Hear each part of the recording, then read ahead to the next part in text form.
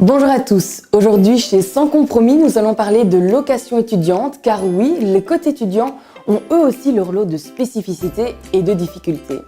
Petit 1.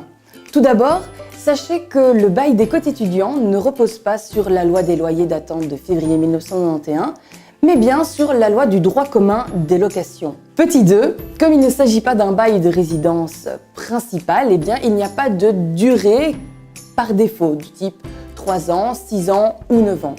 La durée du bail sera donc convenue directement entre le bailleur et le locataire, à savoir que dans le cadre des cotes étudiants, ce sera plutôt 10 ou 12 mois en fonction que l'on inclut ou non le mois des vacances. Petit 3, dans le cadre des cotes étudiants, il n'y a pas non plus de règles précises concernant la garantie locative. La garantie locative étant cette sécurité financière que prévoit le bailleur vis-à-vis des droits et des obligations du locataire.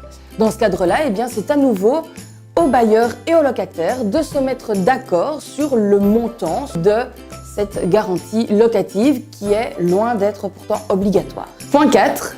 Dernier point et pas des moindres, il n'y a pas non plus de loi précise concernant l'assurance habitation pour les cotes étudiants. Pourtant, ne vous y méprenez pas, il est très important d'avoir une assurance habitation même lorsqu'on est dans un cote étudiant. Il y a deux solutions qui s'offrent à vous dans ce cas-là.